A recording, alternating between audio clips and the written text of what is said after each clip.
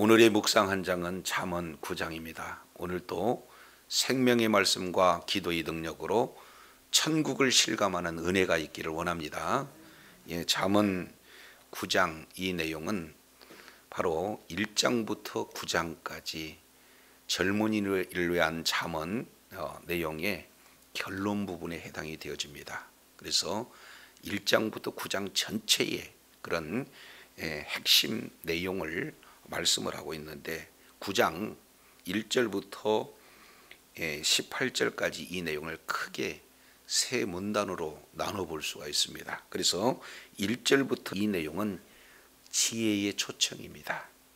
그리고 7절부터 12절까지 내용을 보면은 교훈에 대한 상반된 반응이 소개가 되고 있고, 그리고 13절부터 18절까지 이 내용은 어리석은 여인, 다른 말로 음녀의 초청이 소개가 되고 있어요.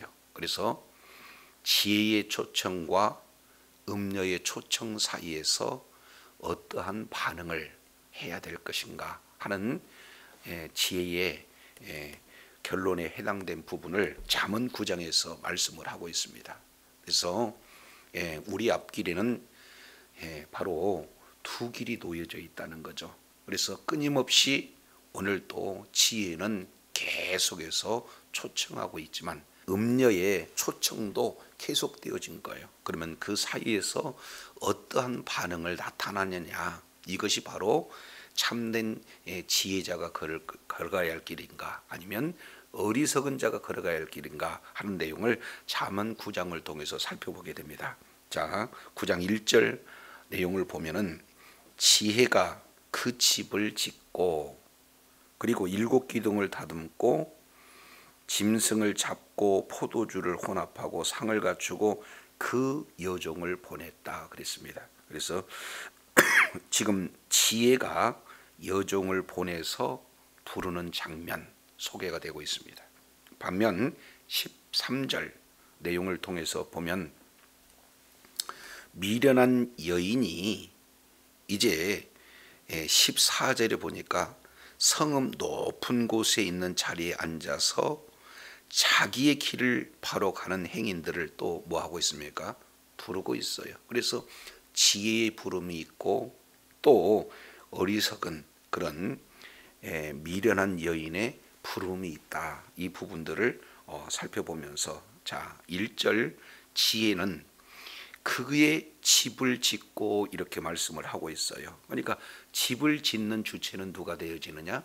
지혜다. 그래서 이 지혜는 원문으로 보면은 여성 명사로 되어 있습니다. 그러니까 지혜가 마치 의인화돼서 여주인의 모습으로 지금 그 집을 짓고 그랬습니다. 그래서 우리가 말씀의 집을, 그리고 하나님의 나라의 집을, 하나님이 원하는 집을 짓는 그 근원은 바로 지혜의 모습이다, 이렇게 표현을 하고 있습니다. 그래서 이 지혜의 그런 어떤 초청은 잠언 1장 20절부터 33절까지는 선지자가 초청하는 모습으로, 그리고 7장 4절 이 내용은 누이가 초청하는 모습으로, 그리고 8장 1절부터 36절까지는 창조주 하나님이 초청하는 모습으로, 그리고 지금 지혜가 초청하는 모습으로, 그래서 지혜를 1장부터 9장까지 때로는 아버지의, 부모의 그런 어떤 명령으로 하나님께서 직접 들려주는 음성으로 다양하게 지금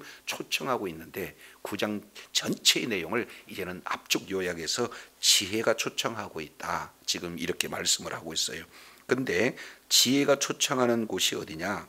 그 집을 짓는데 7기둥을 다듬었다, 이렇게 말씀하고 있어요. 기둥이 7개다라고 하는 것은 사실은 완전수가 되겠죠. 기둥이 많다는 거예요. 그러니 큰 집을 짓는다, 또 아주 안전한 집을 짓는다 하는 그런 의미로 받아들일 수가 있습니다. 그래서 크고 안전한 그곳에 이제 어떤 잔치가 이루어지느냐? 2절 보니까 짐승을 잡아요. 바로 풍성하다라는 의미입니다. 그리고 포도주를 혼합했다, 기쁨에 기쁨을 더한다는 내용이지요. 그리고 상을 갖췄다, 큰 잔치가 이렇게 풍성한 기쁨의 잔치가 이루어지는 내용들을 보게 되어져요. 그래서 잔치를 베풀고 9장 3절 내용을 보면 자기 여종을 보냈다. 여주인이기 때문에 지금 여종을 보내는데, 여기서 보내는 것은 뭔가 목적을 가지고 보내는 샬라흐라는 그런 단어를 씁니다. 예수님이 제자들을 보낼 때 쓰는 단어하고 똑같은 거예요. 근데 여기서 보낸다라고 하는 내용을 미완료로 썼기 때문에 한 번만 보낸 게 아니라 계속해서 보내는 그런 어떤 모습을 말씀을 하고 있어요. 그래서 잔치를 이렇게 풍성하게 이렇게 준비하고 그 잔치에 참여하는 여주인의 모습을 지혜 이렇게 표현을 하고 있습니다. 이 내용을 보면은 이사야서 55장 내용을 통해서 보면은 이제 목마른 자들아 물로 나오라, 돈 없는 자도 오라, 너희는 와서 사 먹되 돈 없이 값 없이 와서 포도주와 저주를 사라. 지금 이렇게 우리 하나님께서 잔치를 베풀고 이제 초청하는 그런 어떤 모습이나, 그리고 마태복음 22장 혼인잔치 비유를 통해서 이제 종들을 보내가지고 뭡니까? 혼인잔치에 초청하는 그런 어떤 모습과 똑같아요. 그래서 지금 지혜의 초청은 뭘로 초청이냐? 복음으로의 초청이다 라는 내용들을 우리가 보게 되죠. 자, 그러면은 이 여종을 보내서 성중 높은 곳에서 불러 이르되, 여기에 성중 높은 곳이라는 것은 두 가지 의미가 담겨져 있다고 볼 수 있어요. 그래서 누가 성중 높은 곳에 사느냐? 바로 성주 내지는 지위가 높은 자들이 성 높은 곳에 산다. 또 하나는 성 높은 곳에 있기 때문에 어떤 누구도 볼 수 있는 그 위치에서 이렇게 초청을 하고 있는 거죠.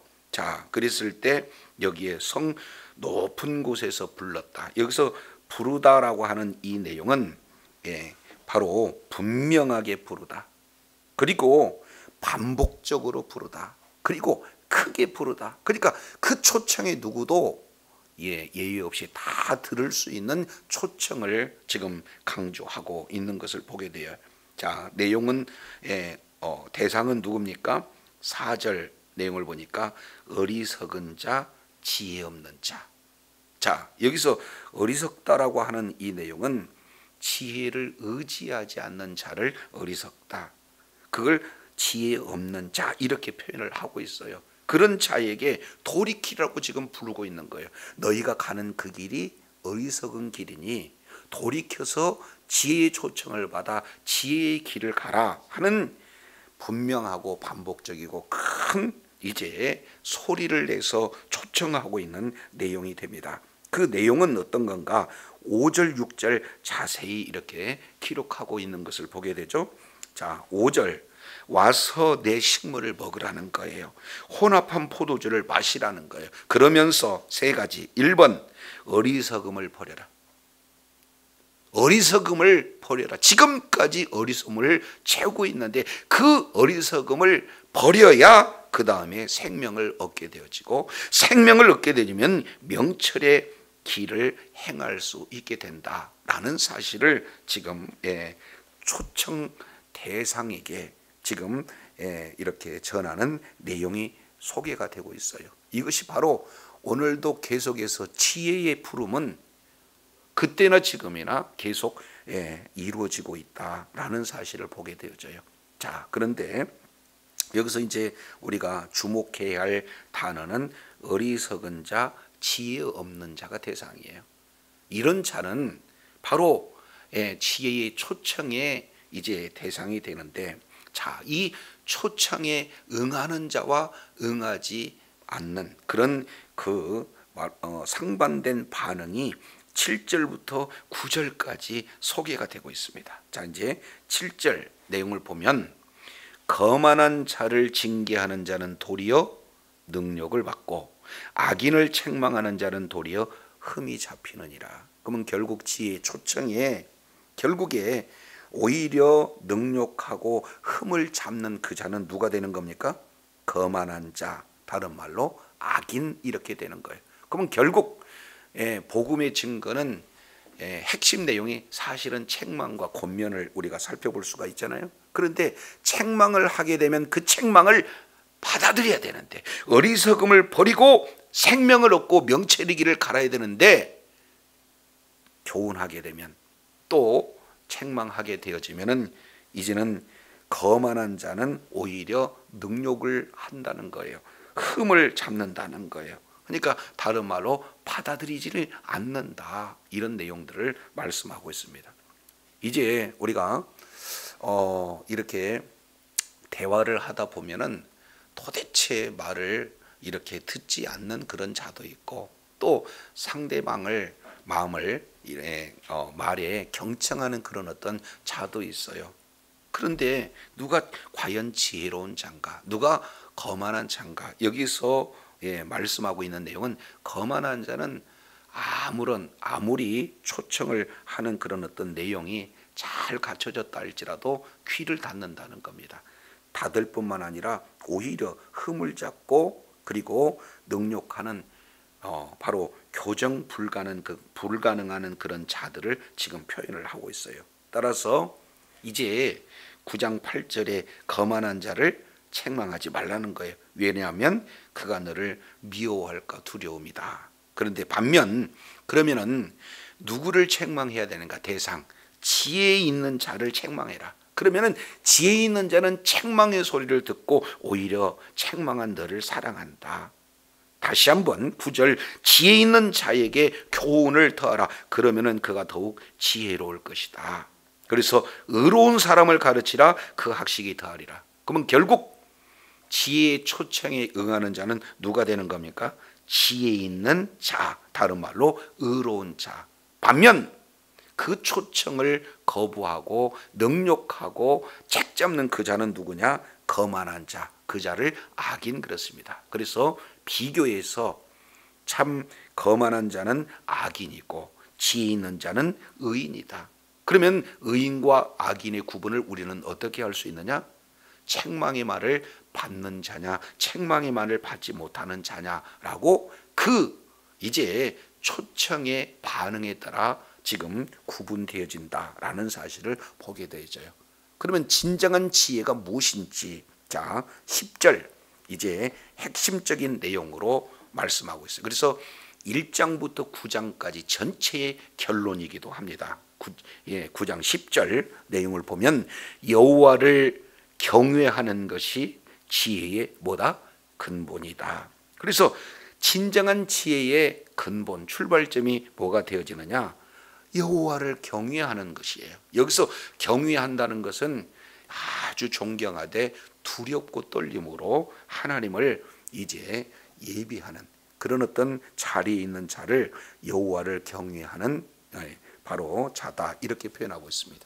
그래서 성경 여러 군데 살펴볼 수 있지만 대표적으로 창세기 22장 이 내용을 통해서 보면은 경외한 자다라는 사실을 우리 주님께서 정확하게 표현해 주는 장면이 있죠. 그래서 아브라함이 이삭을 바로 번제로 드리라 하는 그런 시험 문제를 만났을 때 아브라함은 지체 없이 여호와를 경외한 자였기 때문에 그대로 순종하는 것을 보게 되어져요. 그러면서 창세기 22장 이삭을 칼로 잡으려고 하는 그 순간 하나님께서 말리시면서 아브라함아 아브라함아 하면서 내가 이제야 나를 경외하는 것을 알았다, 우리 하나님께서 말씀하고 있어요. 그래서 하나님을 경외하는 자는 이성적으로 이해가 되지 않는다 할지라도, 또 자기 자신에게 심지어는 손해가 된다 할지라도 하나님의 말씀에 순종하는 자. 왜 그래요? 하나님을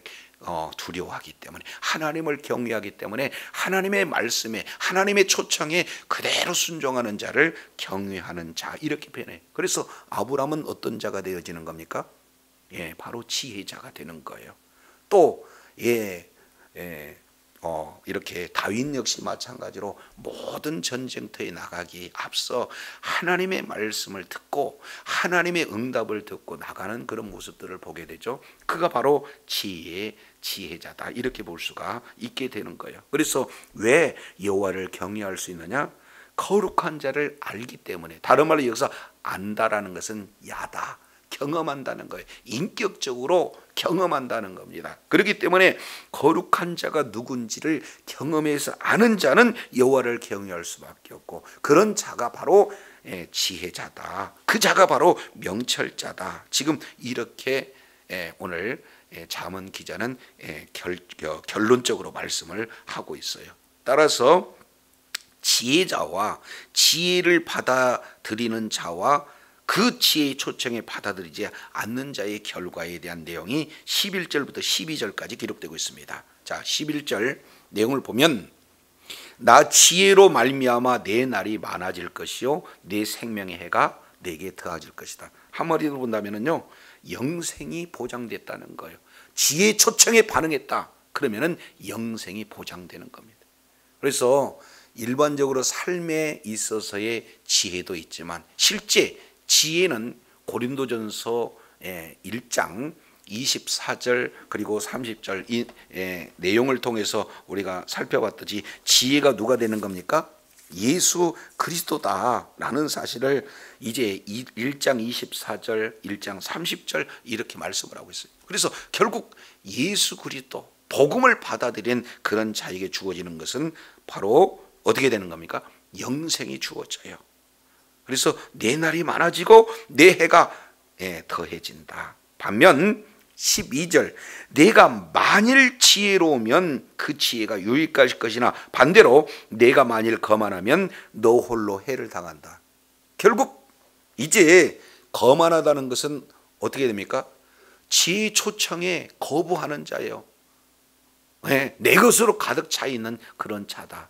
그리고 상대방 말을 듣지 않는 거예요. 그래서 지혜의 초청, 계속해서 잠언 1장부터 부모의 말을 듣지 않는 것이 거만한 자고, 그렇습니다. 그리고 스승의 말을 듣지 않는 자가 거만한 자고, 그리고 창조주 하나님의 말씀을 듣지 않는 자가 거만한 자고, 하나님의 말씀을 듣지 않는 자가 거만한 자고, 지혜의 초청에 응하지 않는 자가 거만한 자. 그러면 그 거만한 자의 결과는 다른 사람은 몰라도 너 혼자, 잘난 척하는 너 혼자 해를 당한다. 지금 이렇게 말씀을 하고 있어요. 영생과 해가 바로 지혜의 초청의 결과에 따라서 확연하게 달라진다라는 사실을 보게 됩니다. 자, 이제 지혜의 초청이 있다면 이제는 음녀의 초청이 있어요. 지혜의 초청은 바로 예수님의 초청이요, 지혜의 초청은 바로 성령님의 초청이 되어지는 거죠. 반면 지금 13절에 미련한 여인의 초청은 사탄의 초청입니다. 악인의 초청이다, 그 말이죠. 그래서 13절, 미련한 여인이 떠들며 그 다음에 어리석어서 아무것도 알지 못하고, 그러면 결국 여기에 이 지금 음녀의 세 가지 특정 내용을 보니까, 첫째 미련하다, 두 번째 이제 어리석다, 세 번째 아무것도 알지 못하 무지하다, 그잖아요. 그래서 어리석고 무지하고 미련한 이 특성을 가지고 있는 자가 계속해서 떠들어댄다는 거예요. 아주 천박한 그런 어떤 모습들을 보게 됩니다. 근데 특이한 것은 14절 내용을 보면은 자기 집 문에 앉아서 성읍 높은 곳에 있는 자리에 앉아서 결국 뭘 패러디하고 있습니까? 뭘 따라하고 있어요? 지혜의 모습을 그대로 따라가고 있어요. 그래서 똑같은 여인의 모습으로 다가오기 때문에 유혹에 넘어갈 수 있는 달콤함이 지금 있게 되어지는 거예요. 똑같이 모방하고 있기 때문에, 형식이 비슷하기 때문에 바로 이런 음녀의 유혹에 넘어갈 수 있는 그런 상황이 됩니다. 여기에 대상을 5절에 15절에 이렇게 표현을 합니다. 자기 길을 어떻게 가는 자예요? 바로 가는 자예요. 그러니까 이제는 자기 길을 어그러지게 가는 자는 대상이 안 됩니다. 어떻게든지 말씀에 기초해서 말씀대로 살려는 자, 어떻게든지 세상 가치보다는 하나님 나라의 가치를, 소망을 가지고 가려는 그런 자들을 어떻게든지 불러서 미혹하는 그런 사탄의 속임수를 우리가 살펴보게 되어져요. 자, 그랬을 때 이 미련한 여인의 초청에 응답하는 그 자를 이렇게 표현합니다. 16절에 어리석은 자다 이렇게 표현을 하고 있어요. 그래서 자기 길을 바로 가는데 이리로 돌이키라 하면서 어리석은 자, 지혜 없는 자 지금 동일하게 표현을 하고 있어요. 그러니까 대상은 어리석은 자, 지혜 없는 자를 지혜도 초청하고 있고 음녀도 지금 동일하게 초청하고 있어요. 이렇게 돌이키라고. 자, 그런데 한 사람은 바르게 가는 거고 한 사람은 이제 바르지 못하게 가는 그런 자를 돌이키라고 하는 내용들을 지금 교차해서 이렇게 대비해서 보여줍니다. 자, 내용이 어떤 내용인가? 자, 17절. 도둑질한 물은 달고 몰래 먹는 떡이 맛있다. 지금 이 내용은 뭡니까? 불법을 저질러라. 그리고 쾌락을 이제 누려라. 지금 불법을 저지르는 그 속에서의 쾌락, 이 내용은 얼마나 짜릿한, 얼마나 이제 감각적인 그런 어떤 쾌락이 있는지 이런 내용으로 지금 유혹하고 있어요. 자, 결과가 어떻게 이루어지는가? 18절 내용을 통해서 보니까 뭐라고 말씀하고 있어요? 오직 그 어리석은 자는 죽은 자들이 거기 있는 것과 그의 객들이 스올 깊은 곳에 있는 것을 알지 못하느니라. 근데 결국 이 자기 바른 길을 가고 있는 이 자가 어리석게도 지혜 없게도 미련한 계집에 어리석은 그런 음녀에게 미혹이 돼서 그 길을 따라가다 보면은 최종적으로 남아있는 것은 뭐가 되는 겁니까? 죽은 자가 있는 곳이고 그리고 깊은 수월이 있는 거예요. 결국 유혹의 마지막 결과는 죽음이다라는 사실을 성경은 정확하게 보여주고 있어요. 그래서 지금 1절부터 12절까지 지혜의 초청이 있습니다. 그리고 13절부터 18절까지 음녀의 초청이 있습니다. 그래서 우리에게는 두 길이 계속해서 끊임없이 놓여져 있다.